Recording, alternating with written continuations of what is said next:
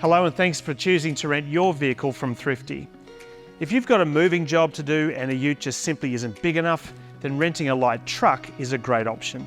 Now the good news is you don't need a special truck or heavy vehicle license to drive one of these vehicles. All you need is a current regular driver's license. Now, whilst these trucks are reasonably easy to drive, there are some differences compared to a car that you'll need to keep in mind.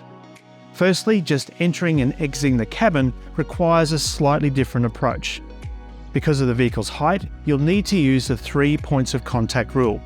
This simply means that you always maintain contact with one hand and 2 feet, or 2 hands and 1 foot as you climb in and out of the vehicle. Using this approach means you can limit your exposure to slips, falls and other injuries. Once inside, the cabin itself will feel a little different to a regular sedan. So familiarise yourself with all the key controls and get your seating set up before you get out onto the road. Also, be sure to configure your side mirrors correctly to maximise the view around you. Remember that there is no centre mirror, so you'll be relying on your side mirrors to see what's happening behind you. People who are more accustomed to driving cars are generally more likely to forget the overall height of the truck and drive under a low structure, resulting in damage to the cargo area bodywork. Remember that the height of the cargo body is significantly higher than the height of the cab.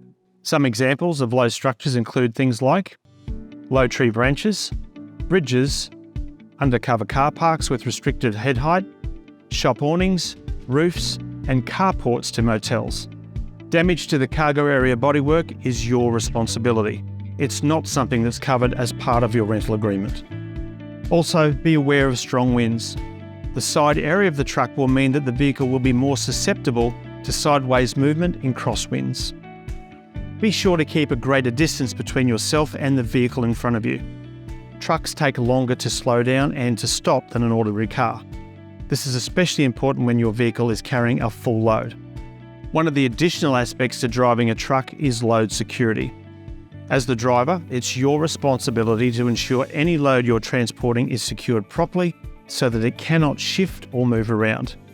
Load shift can negatively affect the stability of the vehicle, making it difficult to drive or unsafe. Load shift can result in damage to the items you're carrying, damage to the cargo area, and to the vehicle itself.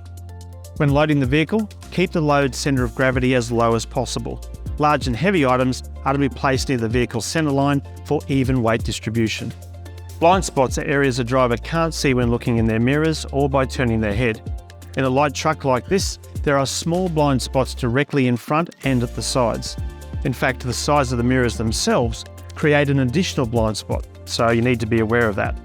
But the biggest blind spot is the area directly behind the truck, and this is something you need to be aware of whether you're driving on a freeway or reversing. The Diesel Particulate Active Reduction System is a device that helps diesel engines reduce their harmful emissions. In some circumstances, the filtering system can become clogged and it will require regeneration. Normally, this is done automatically. However, sometimes it may need to be done manually. So, if you see the DPR light flashing, refer to the manufacturer's instruction manual or contact us for more information.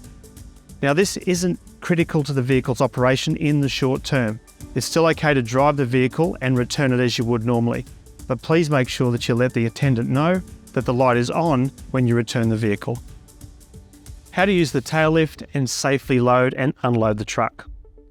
All tail lift operations are potentially hazardous and should be planned to make sure that they're carried out safely and that all foreseeable risks are taken into account. To operate the tail lift, open the rear doors and secure. Unhook the safety chain. Open the control box and turn the isolation switch on. Lower the lift using the controls. Unfold the lift. Use the up and down lever or buttons to operate the lift. Once you're finished, fold the lift. Raise the lift to the rear of the truck. Turn the isolation switch off. Hook the safety chain and close the rear doors. If you have any questions, be sure to ask our friendly team and remember to always enjoy the drive.